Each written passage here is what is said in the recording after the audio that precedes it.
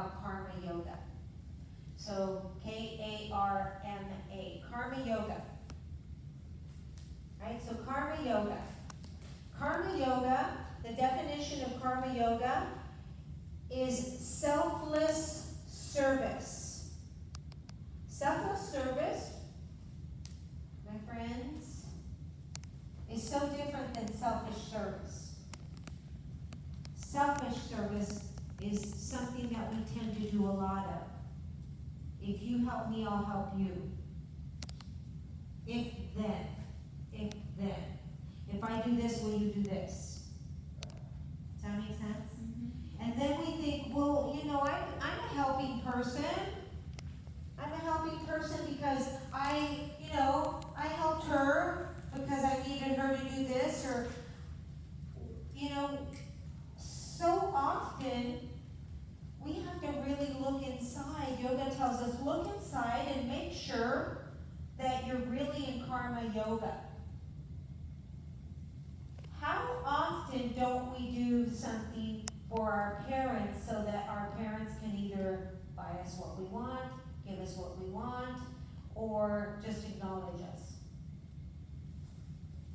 Right? We do it for, there's an end result we're looking for. Does that make sense? So that's not Karma Yoga. When we are looking for an end result, that's not Karma Yoga. I'm gonna buy my girlfriend some flowers so that she loves me and that she, maybe she won't be so mad at me or whatever. There's an end result you're looking for, so those flowers are worthless. Does that make sense? Selfless service is when you do something, give something, share something without expecting anything in return. Make sure you write that down. Selfless service is when Karma Yoga is when you give something without expecting anything in return. When you do, when you say, when you think, when you emote. Because we emote a lot,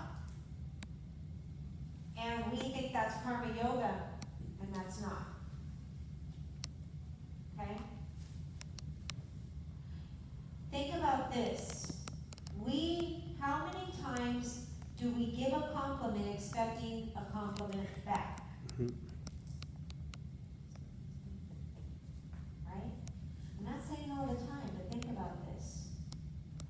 We do it on social media all the time.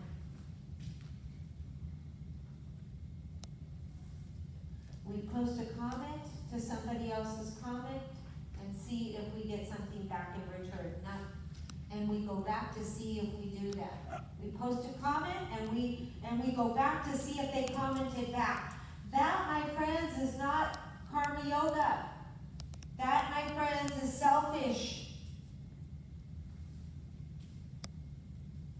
How many times do we post something on social media expecting to get a lot of likes, and maybe we post it because we want something back? Yes. It's the 28th, the last Saturday. Think about that, because when we are there, we're in ego.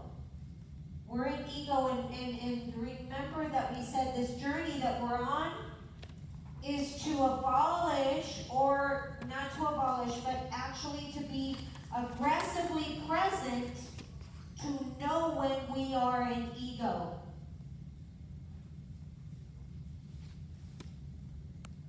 So write that down, aggressively present. Aggressively present.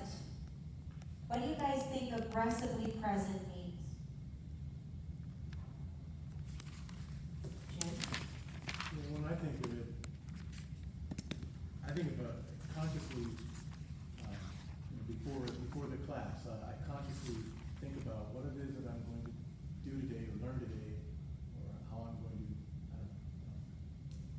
conduct myself. I'm making a conscious effort to think about what it is that I'm doing.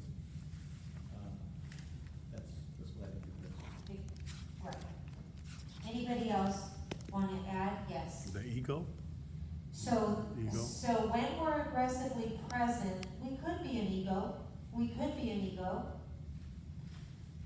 How many times have you said something to somebody and then within a few seconds realized that you screwed up and now you have to take it all back? Anybody? Me? At that point in time when things just kind of vomited out of my mouth, I was not aggressively present. Aggressively present means being in that congruent space, knowing that congruence of the mind, the body, and the spirit, being fully aware that what I'm going to say, what I'm thinking, what I'm going to do is going to have a reaction. And I have to think about what it is that I really am wanting to react. Okay? Now, so what does this have to do with karma yoga? It has everything to do with everything. Okay? So if I'm not aggressively present, then I could easily drop into selfish service. And yoga tells us that is not the way of success. That is not the universal way. That is not really the universal way. And so often, guys, and especially we see it every day, there's a lot of us being hurt by people that are in what we call selfishness. I know they're hurting, but when we're hurting, we're in our ego mind or we're in ourselves, and then we go out and we hurt other people. That doesn't make us better. Right? So if we hurt somebody, that doesn't make us better. But yet that's what we tend to do. So yoga tells us you've got to be aggressively present to know what is happening here before you throw it out there. Does that make sense? Because the whole premise of this is that you're on a transformational journey to become the best version of yourself you can possibly be. That makes sense? And we have to be really careful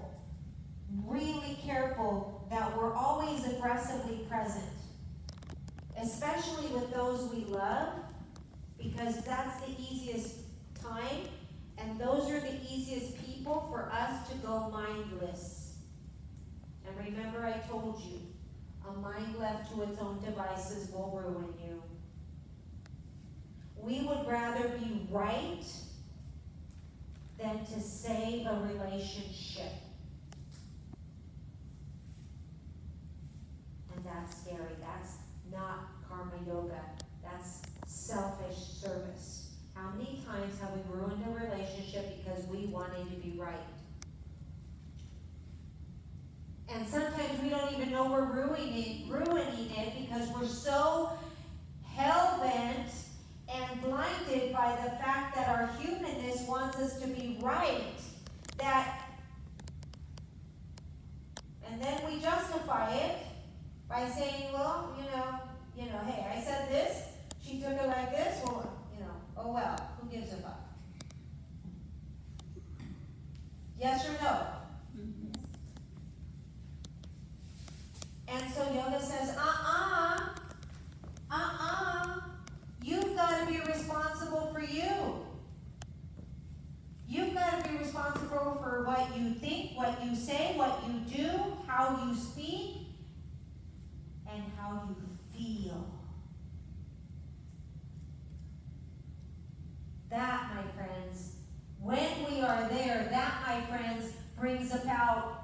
Karma Yoga. Karma Yoga, which is selfless service.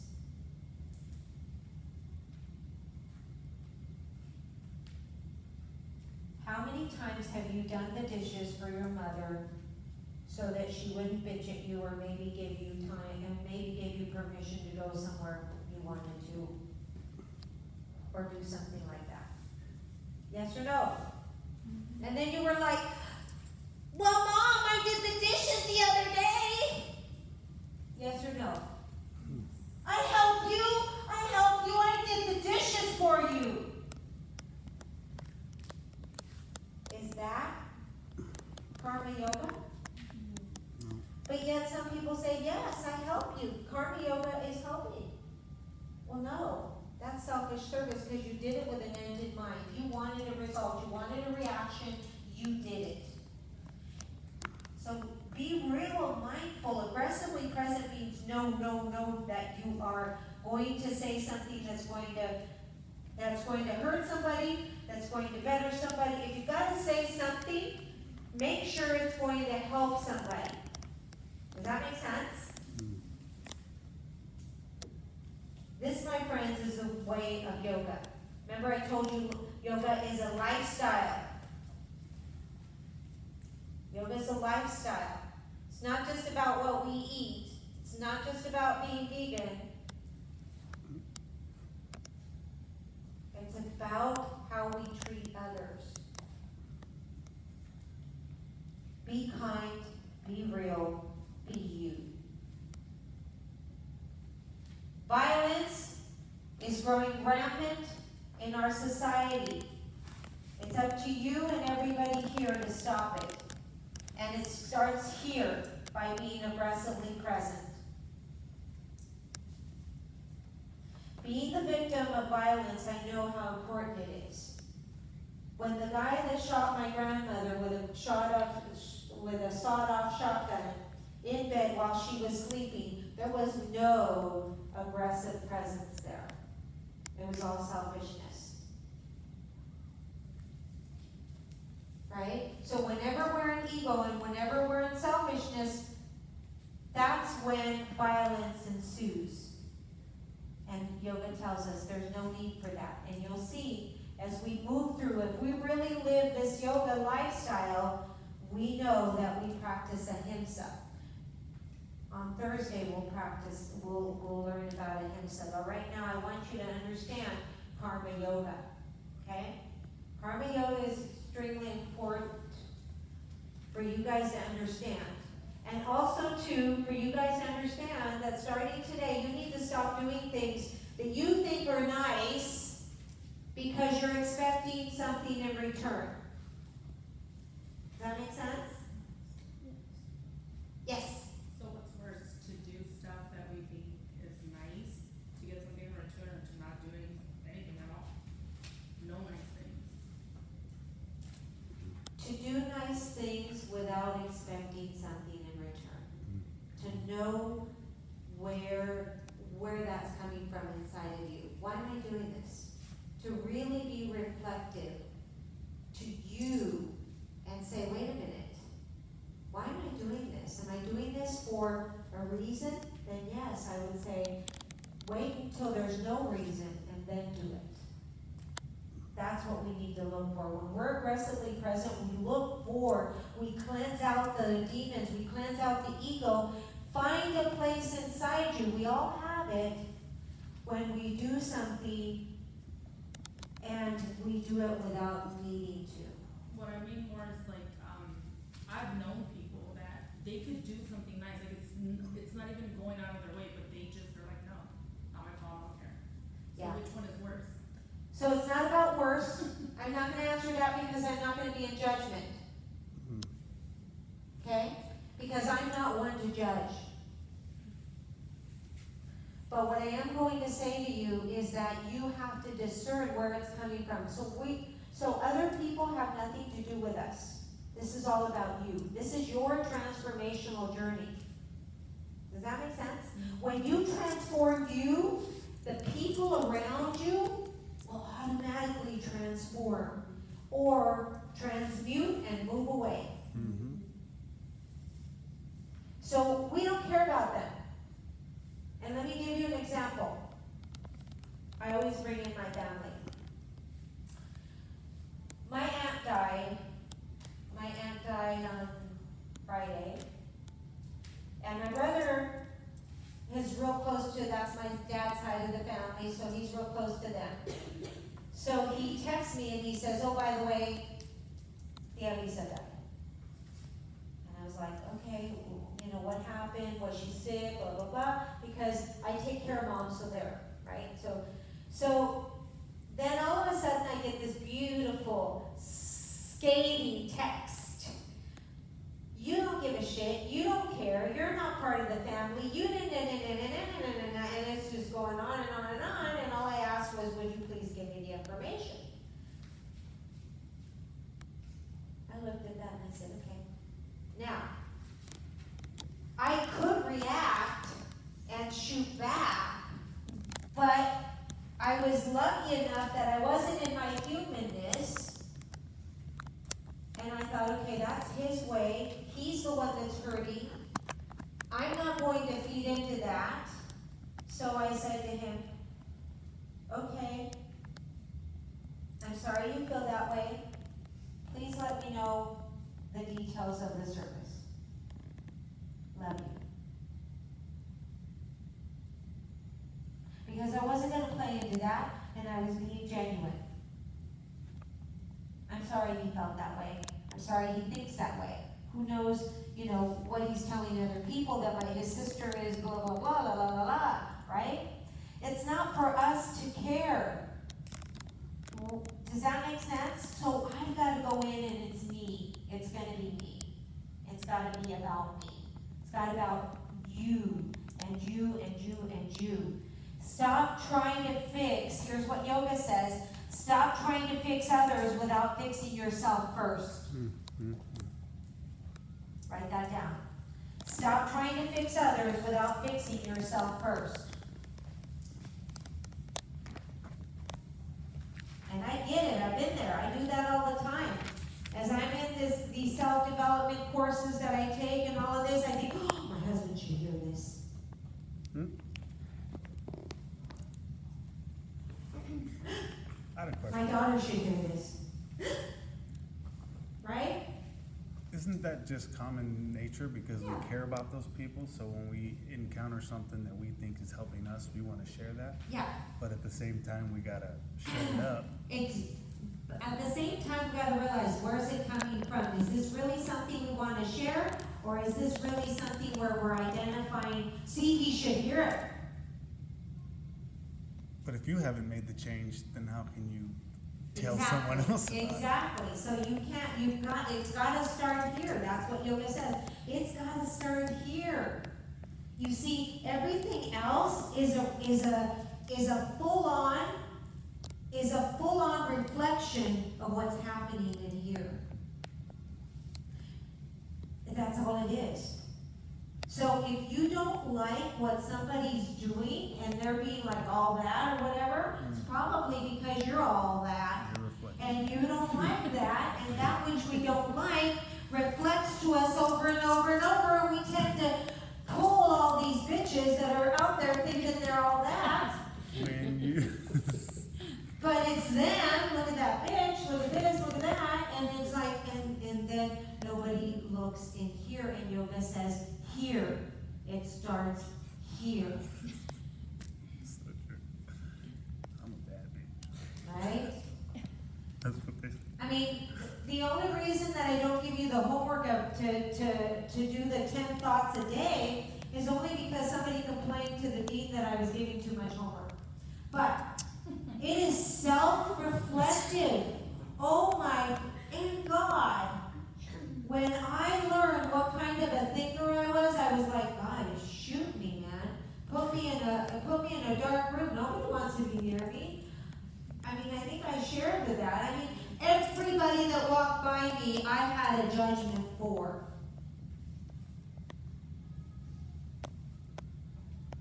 What a bitch. Mm.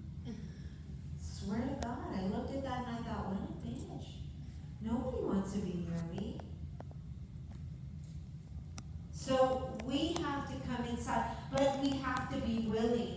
Well, here's the deal. With Karma Yoga, selfless service, it's really hard to be, we gotta do Karma Yoga with ourselves too. We gotta be willing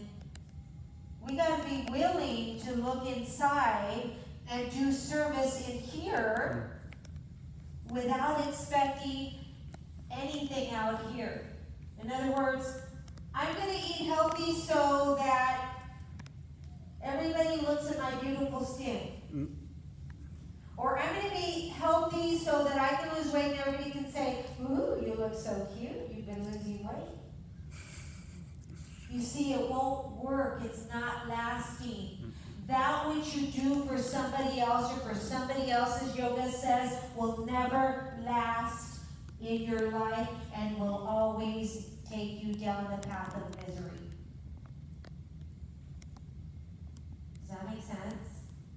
You guys, every single one of you guys have a gift. But that gift is not going to come out as long as you're in selfish service. Because in selfish service, we're always bumping up like bumper cars up against what we think everybody else should say or would say or might say or might think.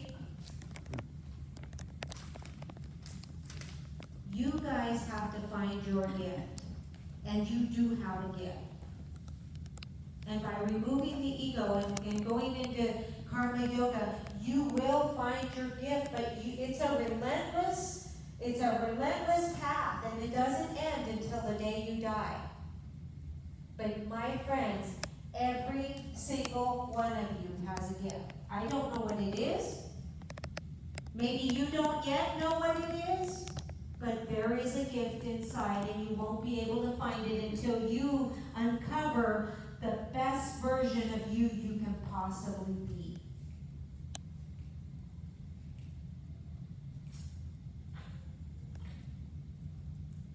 Right? So we have to be careful, because everything that we do, everything we say will hurt somebody. Everything we do, everything we say, everything we think, could enhance somebody's life. But we won't know unless we're aggressively present. Does that make sense? I want to share with you just a little story about being aggressively present, and I learned this from my mentor, Wayne Dyer, Dr. Wayne Dyer. Anybody ever heard of him or read his stuff? Yep.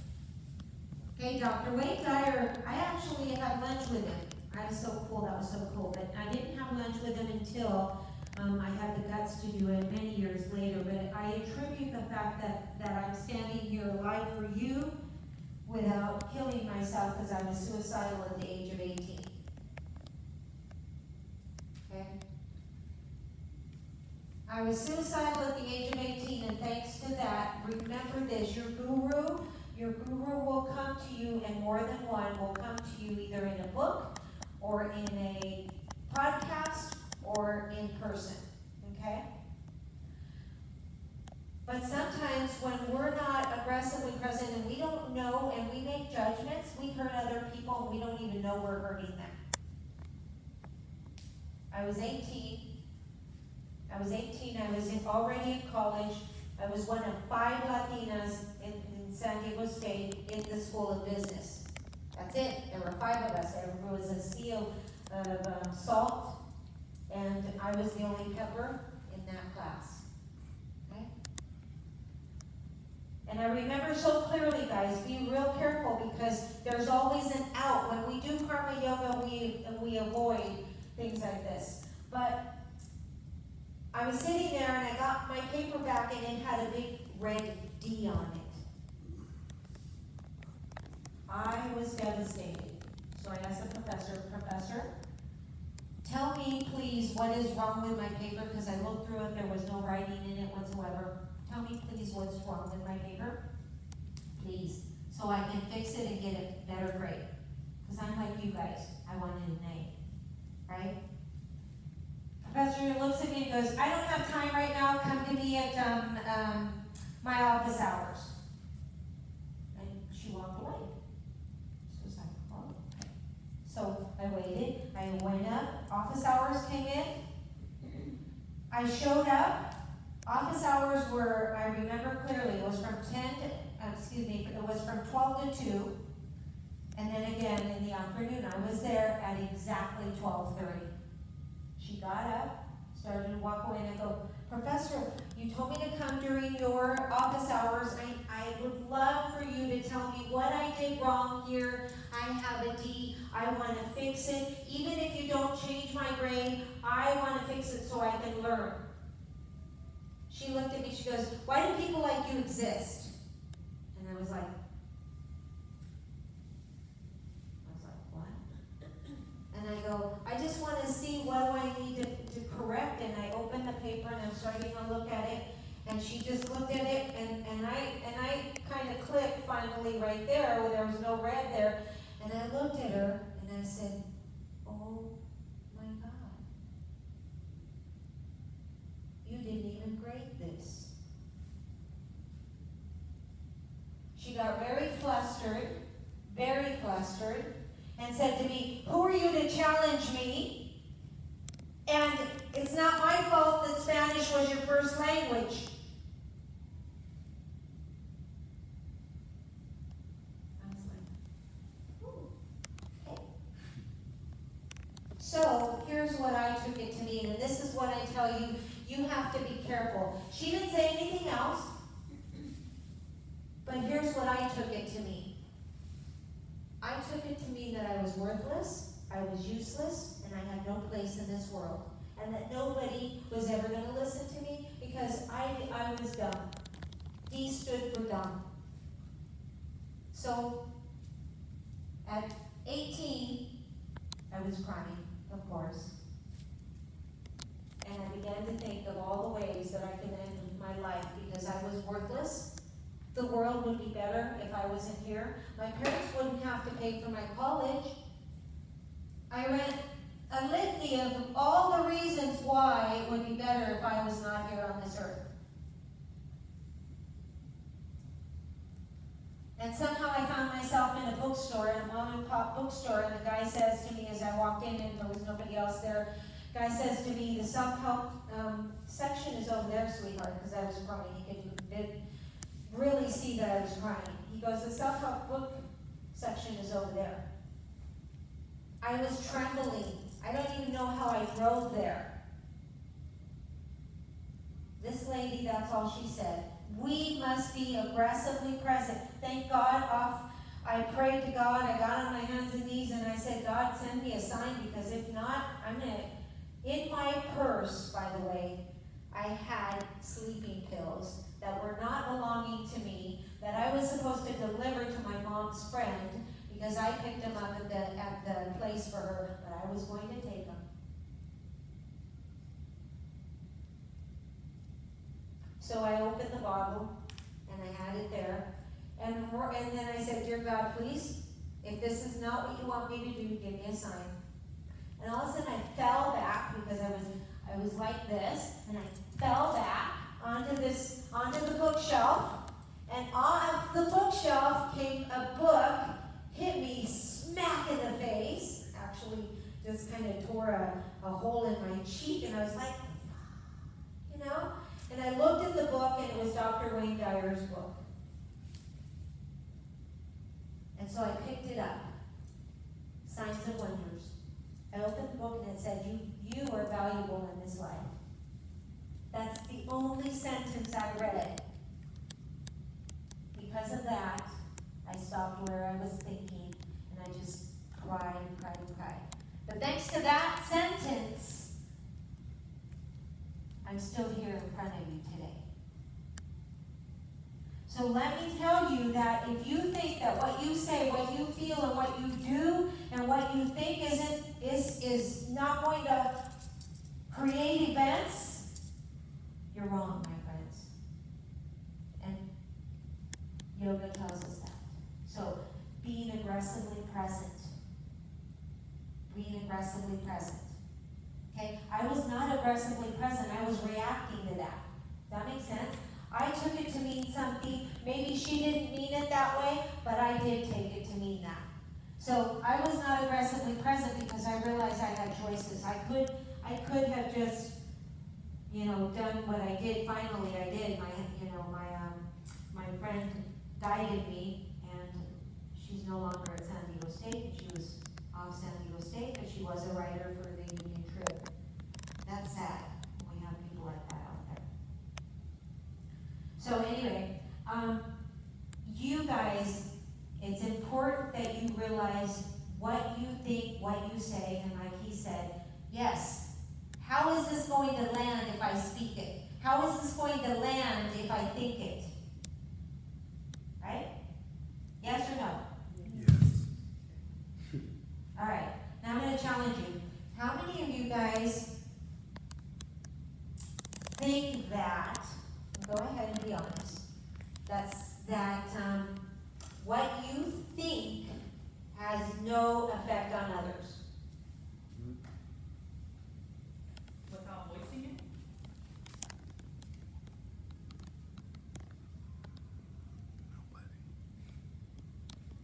Should I repeat that?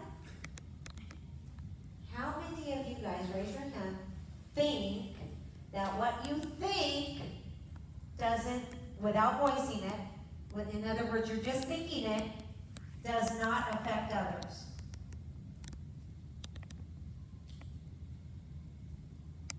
Really? You guys all know that what you think affects others? Seriously? Your face shows it. Okay, but even if you're not there, let's say you're not in the room, Oh, no.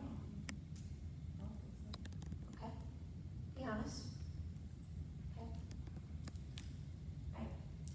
Can we take 5 minutes to show you how powerful you really are?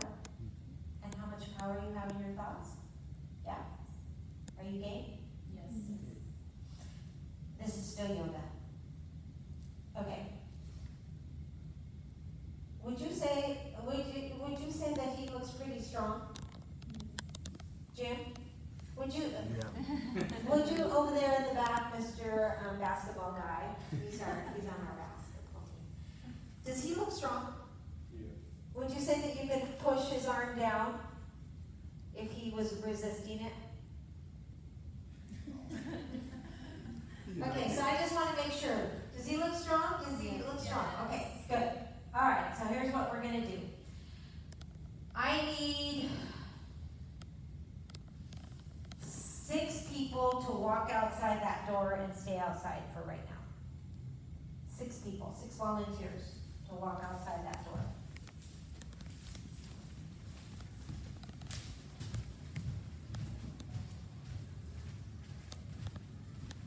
Yeah, the 7%. There's what? I'm 7. Oh, okay. Alright, so here's what we're gonna do. Okay.